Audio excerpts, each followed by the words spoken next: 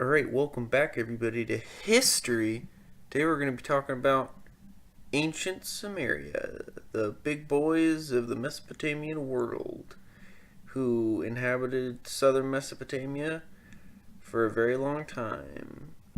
Although this civilization is very old and popped up around 3000 BC, we know they are the juggernaut of early advancement in arts, literature, science, and basically every field you could possibly imagine for a civilization to rule and to be good at.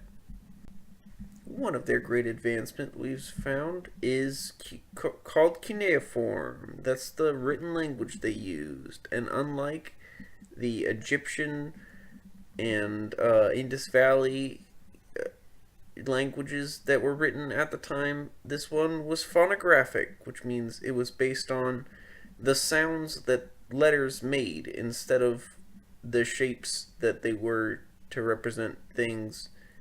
It basically means that you could write abstract thoughts that don't have words already attached to them.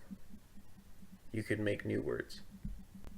Sumerian civilization as a whole was formed with city-states, which means they really were pretty independently ruled, and there was no real governing force across all of Sumeria. So every city would have its own important person who would tell people what to do, but they were also extremely religious, which means that a lot of the power went to the priests and or priestesses who owned the temples that were all in the middle of the cities.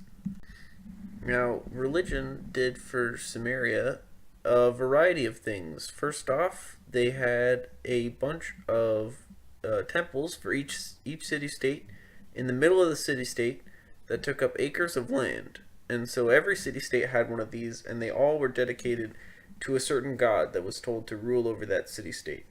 And there's a bunch of them, and they all have their own like power system. But I don't want to go into that because it's long and boring.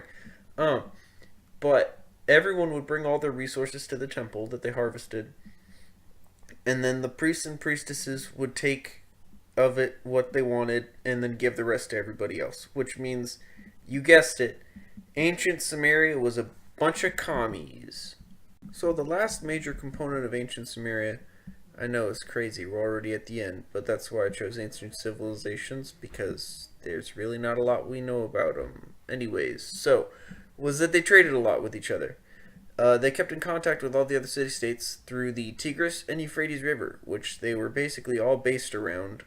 But the rivers were long, so they just sent people on boats down the rivers with different supplies and stuff.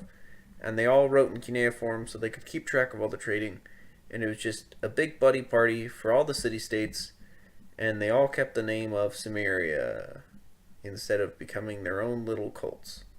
And so there you have it. There's every real important piece about early Sumeria before it becomes the Akkadian Empire and is run by Sargon of Akkad.